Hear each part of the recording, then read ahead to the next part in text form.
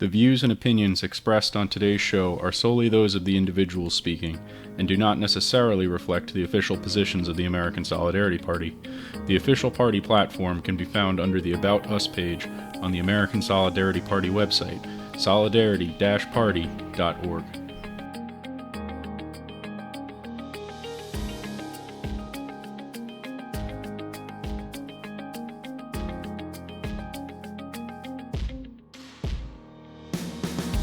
You're listening to The Pelican Brief, the official podcast of the American Solidarity Party, a show dedicated to promoting the common good on common ground through common sense. I'm your host, Bill Fleming. My guest today is Michael Beard. Michael is a member of the American Solidarity Party's National Committee and a local activist. Today, Michael joins me to discuss grassroots organizing. Michael, thank you for joining me today. Yeah, thanks for having me, Bill. So, can you tell us a little bit about yourself for our listeners who may be unfamiliar with you? I'm a national committeeman for the Solidarity Party, kind of a local activist here and there, involved in some of the Black Lives Matter protest here in Warsaw, Indiana, and um, did a lot of voter engagement leading up to the election.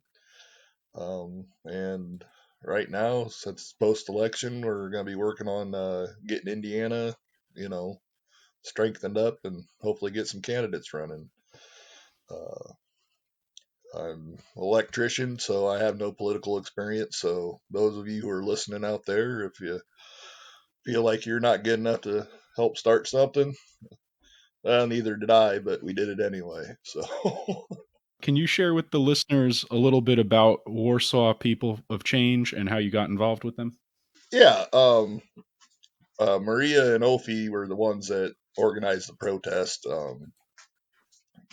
Here in Warsaw, we had 4 of them, and they, the mayor and the sheriff and all that, it led to talks with them to what they can do to help close the gap and bring the community closer together to where there's not the animosity between the minority communities and the city itself.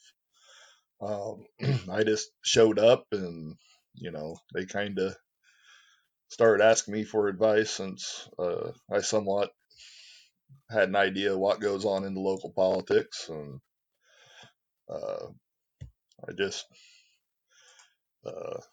kind of fell into it, really. I mean, it was not a whole lot,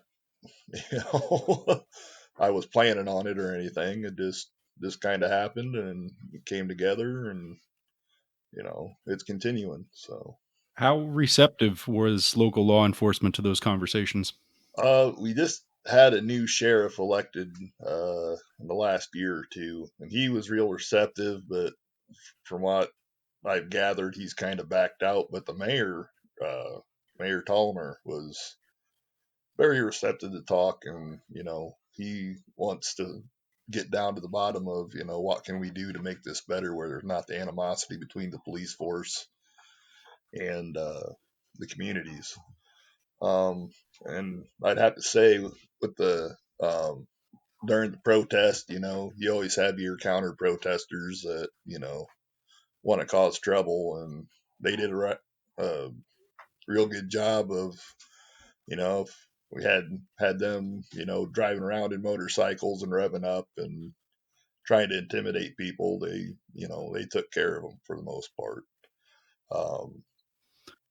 They might have got away with it once or twice, but by the third time they were always wrangled up and given citation, and it was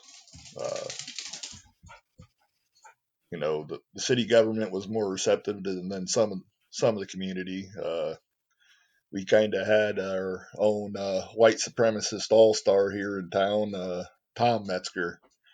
He was actually, I think he was a state representative out in California for a while, and then he kind of moved his base of operations to Warsaw, and he's kind of our local troublemaker, and I think he's since passed. But there's a lot of people that agreed with them that didn't like the whole Black Lives Matter movement moving into Warsaw. So you mentioned the voter registration drives. Can you tell us about your experience starting Warsaw area voters? Warsaw area voters, it kind of, that was just another project that kind of fell out during the protest for Black Lives Matters.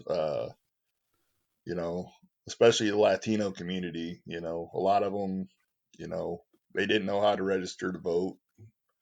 The recovery community was also another one that we gained a lot of voters in, because according to Indiana law, as long as you've served your time and you're not currently incarcerated, whether you have a felony or not, you just have to re-register to vote. So we got a lot of them re-registered and they voted for the first time. And, you know, a lot of them were just thankful, because it's like, you know, I thought I'd never have a say again, which is a lot, with, especially with the mass incarceration of especially the black community.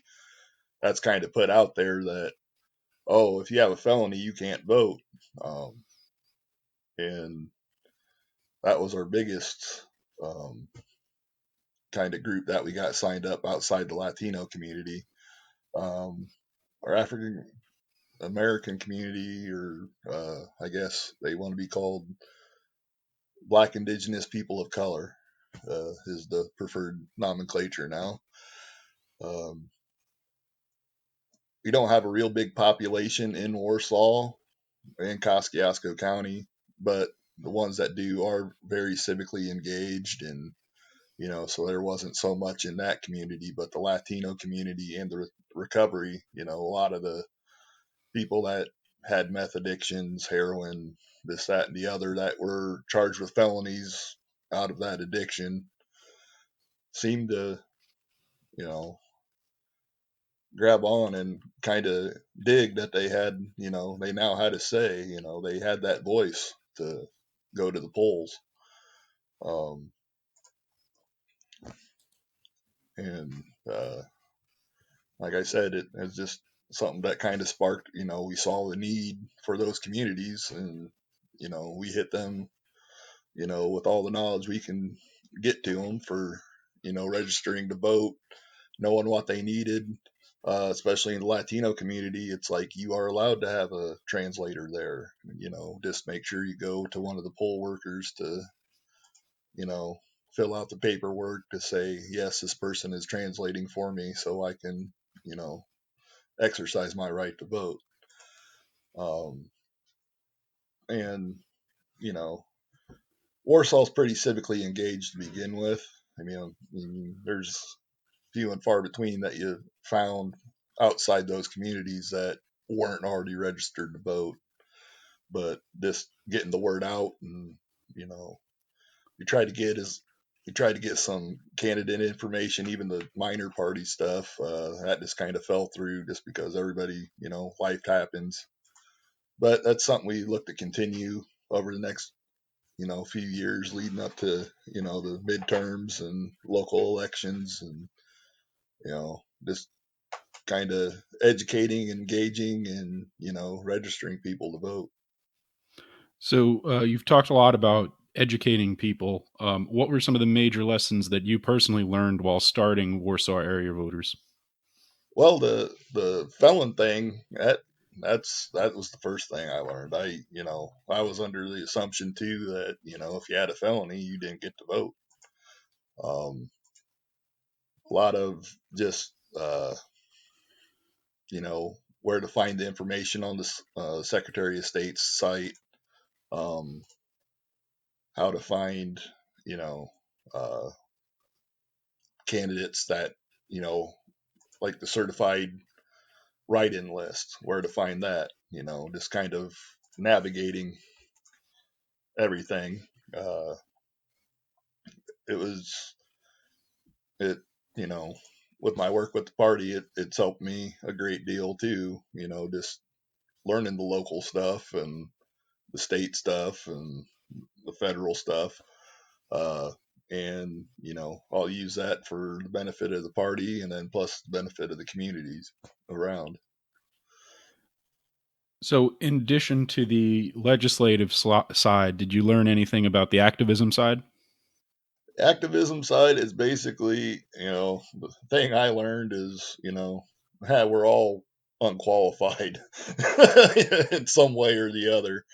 But, you know, God works in mysterious ways. We all had our niche. I was kind of the research guy,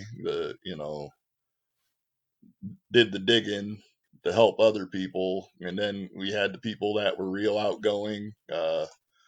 Um, Riley, who's our vice president of Warsaw area voters, she was the one that reached out to the recovery community because she's part of it, and it gave her a sense of purpose, and that's the important thing. I mean, it's if it's something you believe in, don't be afraid to talk about it. I'm just an electrician. I'm not a scholar. I'm not a academic. I don't have any bona fides. I don't have any political experience. I don't have any power, but you know, I can help those people find their voice, help those people, build and express it. And I guess, you know, the best advice is just start doing it. Activism, you know, we're all rookies. None of us, going in, there's some people that are great at planning. There's some that are good at doing it on the fly. There's, and you learn to, communicate with other groups and, hey, what works for you? What works, you know, what didn't work for you? We're thinking about this. Have you had any experience? Um, I've had contact with the, Democrat chairman for Kosciuszko County and the Republican side. The Libertarians, they've kind of joined the Republicans with the Tea Party uh, takeover of the Republican Party in Indiana. So the Libertarians have kind of been dying out, but they made a strong showing as far as governor went. But a lot of those were just Republicans that I like the Libertarian better because, Governor Holcomb stepped over the line by saying that we had to wear a mask. Hmm. Um, just it's interesting, and it gets you in touch with other people of different ideas, and it you know in the small group setting, oh, it's great to talk to people of different ideologies, especially one on one. Now, when you get into the big groups, that's when things get hairy usually. But you guys can, Mm-hmm. you can sit down and discuss your different philosophies of how you think this is going to happen, or you think this should happen, and everybody has their own experiences and you can learn from it. And that's the biggest thing that I've taken away from it, is just the learning from other people's lived experience, and then kind of taking that and seeing how it squares up. It gives you a, a better worldview of the communities you're dealing with, how that, okay, I have a certain political prejudice this way, well, that's going to hurt this group or that group. Uh, so you kind of you get to flesh out your own thoughts and your own beliefs, and it's been a great experience, you know. And like I said, I'm 43 years old and I'm just kind of new to the scene, but I've learned a lot and grown a lot, and you know, and I've put it towards helping the party and helping my community. People may be hesitant to get involved with grassroots organizations because they're afraid of committing the time required, or they think they won't be able to get results, or they might have an imposter syndrome, which we talked about earlier. Can you tell us about any successes you've experienced and why we should not give into those fears? Yeah, I mean, it's just with the groups that I've met, especially the recovery community. I mean, a lot of these guys are trying to put their lives together. I did jail ministry, so I knew some of them already before we even started the groups. So they knew me from coming in when we were visiting jail.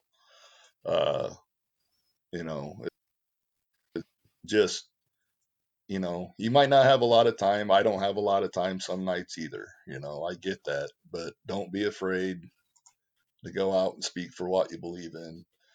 What time you have, we'll take it. It takes all of us. I mean, grassroots, yeah, it's rough and it's going to be a slow trudge, but just, get comfortable with being uncomfortable. Um, bring, bring your energy, bring your time. I mean, we all have different skill sets. You know,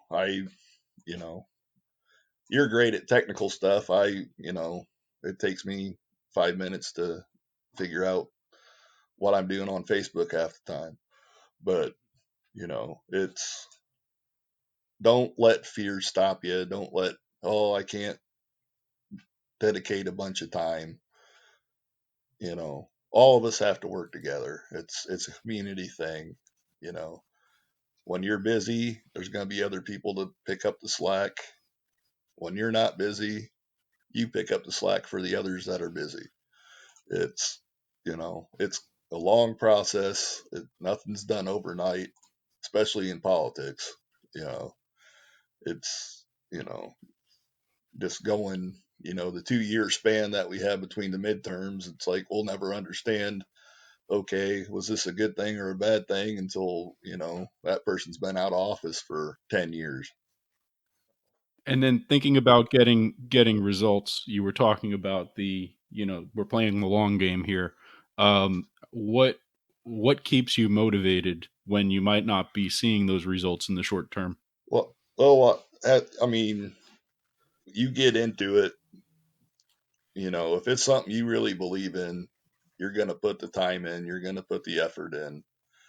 It's, you know, you're going to face opposition. It, you can't win them all.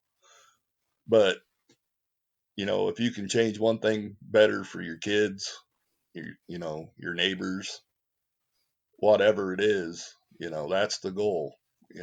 That's why I joined the American Solidarity Party to begin with, was because this is the way I believe that things need to be done, and to help flesh out some of the stuff that, we don't have stands on. Um, Restorative justice is that's kind of my big thing with, the jail ministry, and, even on the Warsaw voters, you know, it was to restore the felons. Hey, you guys have a voice. You know, you made a mistake, you screwed up, don't throw it away. You can help make change. Um, but, we can't look at everything as a numbers game. You know, what's right is right. And to get that stuff done, sometimes it takes, you know, a lot of stick to itiveness and just be stubborn, which, I guess God's blessed me with being stubborn. If you can probably ask my fiance, she can tell you. But, uh, it's like, don't look at the numbers. It's like when I did jail ministry, I didn't look at the numbers, but if I could help one of them turn their lives around, that was a win. You know, I, I did my job. Yeah, I might not save the masses, but I saved that one person. Can you talk a little bit about the jail ministry and specifically what you do with that? Well, with COVID, we kind of got shut down, and, everybody else is kind of, I picked up People of Change and Warsaw area voters and the national committee. But we would go in and visit with the prisoners in the county jail. And, yeah, we'd start off with like a scripture verse, you know, but we kind of talk about topics that kind of pertain to them, and redemption, and, you know, you're never too far gone. and then get them talking about, hey, what did that mean to you? Get them engaged, get them talking, and then, you always have your guys that are just basically there to, get out of the cell for an hour or two. But, you also have those guys that are there to learn. And, actually, a couple of them that were on Warsaw area voters, Nate and Riley, I knew from the jail. It's, I've been blessed that I've gotten to see, these guys turn themselves around. But, you know, I know there's a bunch that, just ignored and wrote me off. But, it was more, not so much to preach at them, but to talk with them and get them to, see that, Christianity is not a bunch of stuffy people that's sitting there judging you. Um, we we generally care about your well-being, and we believe this ethos, this way of living, and belief in Christ is our savior, and everything else is the way to go. It's, I guess, you know like I said, I didn't want to go in and preach at them. I wanted to have a conversation with them and kind of show them this is my experience. It may be different for you. I understand you got to come from a different background. It's a lot of them. It was, God being father doesn't resonate well with them because, I personally had a great dad. Most of the people I went in with had great parents, but they might not have come from a background where they had that family. Uh, but to let them know that they're not alone and that, you've made mistakes. You can come back from this. Don't let this define you. I'm curious to hear your thoughts on how to evaluate whether we should be seeking out local solutions or larger national ones, and the role that grassroots organizing plays in subsidiarity. Subsidiarity, yeah, that's one of the virtues that kind of brought me to the party. There's not going to be a one size fits all. You live in the city, it's a whole lot different than living out in the country. You have different priorities. Um, you know, a lot of the resistance is to mask wearing has come from the people in the country because, well, it's like it's just a hassle for me to do this because I don't have to worry about it because I don't have a bunch of people around me. But local solutions are usually best. There are some things that do need to be handled at the state level or even the federal level, like, international trade. That's a federal level thing. Um, you know, Fair trade laws, that should be a state level thing, which it used to be until around the 70s. Uh, you know, People in the community are going to know what's going to work best for them in certain situations. They don't need somebody sitting in an office in Washington, D.C. telling them, hey, this is what everybody has to do. That might work in Washington, D.C., that might not work in, Georgia or Indiana. That's not the type of culture that's there. It's something foreign to them.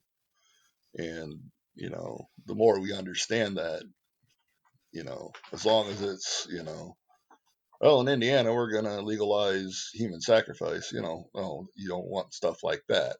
There's, like I said, there's federal room for the federal, there's stuff that everybody can agree on. That's not a good thing. But yeah, there's never usually a one size fits all because there's always going to be a group. Uh, Obamacare, the Affordable Care Act. I'm sorry. Um, they tried to make that one size fits all.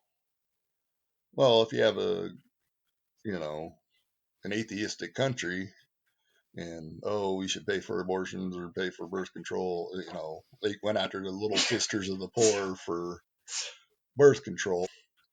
What do nuns need birth control for? You know, but it's right. I mean, we got to get out of this. I have the panacea for everybody's problems kind of solutions. And what can be handled locally needs to be handled locally. What can be handled state by state needs to be handled state by state. And what needs to be handled by the federal government needs to be handled by the uh, federal government. Um, I guess with the election, maybe we need a different way we do elections where everybody does it the same way instead of, oh, well, we take mail-in votes up to November 10th or, we cut it off at noon on election day or this, that, or the other. We might need to get on the same page for that. But, you know, there's a lot of other things that, okay, that works in New York or Los Angeles, but it doesn't work in small town America. One thing that I've noticed is that a lot of the time people will be calling for nationalization of local issues, due in part to a lack of responsibility on the part of those local or those more local institutions, whether that's states or cities or counties. Uh, what role does grassroots organizing play in holding local officials accountable so that those issues do not have to be escalated up to higher levels? Well, that's the thing is a lot of people don't, half the time don't even know who their city councilman or, you know, they might not even know who their mayor of their town is, you know, and that's people need to start paying more attention to that also, not just, because every 4 years, it's all about the president. Well, the president really doesn't make any laws. He just signs them after Congress pushes them through. And a lot of the nationalization is, you know, somebody's trying to score political points. So they find a issue with somebody that's got a, compelling story to tell. And, oh, we're going to make this national law now. You can take it how you want, but yeah, we need to start paying attention to our local elections and not let them pass the buck. Say, no, we can handle this. We need to handle it. Don't pass it up to the governor because the governor's just going to kick it up to Congress. And then, pretty soon we have executive orders. That was the most disturbing thing I've seen in my lifetime is, starting with W was the executive orders that come out on a weekly basis. It almost seemed like, going through Obama, including Trump. It's like, no, those aren't laws, and even the governors, with the whole pandemic, you've seen them start to use executive orders and this, that, and the other. And, which that didn't bother me as much because it's like, okay, how the state on a whole works and what would be best at that level, you know, but, on the federal level where they start, you know, fax copying it, getting the Xerox out and making executive order after executive order. It's because people at the lower levels have started passing the buck up. And sometimes it is the federal government. They use the, you know, carrot or the stick. You take our carrot or we're going to give you the stick kind of approach. Like with, when Reagan pushed for 55 as the speed limit back in the 80s, it was, well, you either do it or we're going to cut all your funding for roads and this, that, and the other. So it's, we need to start taking more responsibility at the local level and not passing the buck up and making it somebody else's problem. What practical advice do you have for people who may want to get involved in local activism? Just don't get caught up in the emotion, because I didn't go until the second protest, because I was, okay, how do I feel about this? How can I be of any help to a community I didn't grow up in, and it was led by two Latino women, but they face a lot of the stuff that the Black Lives Matter people face too.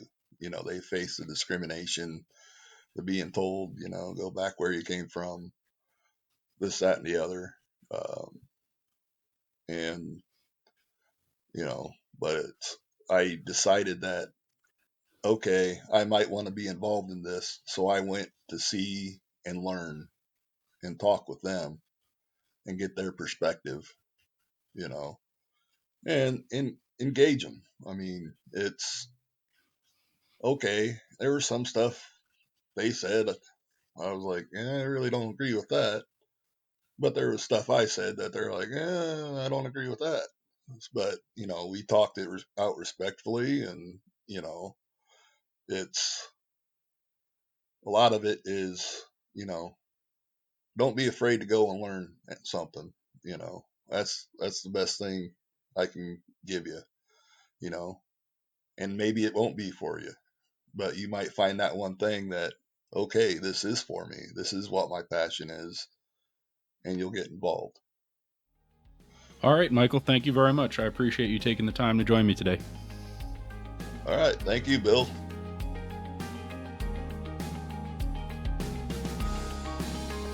Thanks for listening. If you enjoyed today's episode, please share this podcast with your friends and family and subscribe so that you never miss an episode. Our next episode will be released in 2 weeks and will be the last episode of 2020. Tune in to hear my conversation with Leah Labresco Sargent about building community.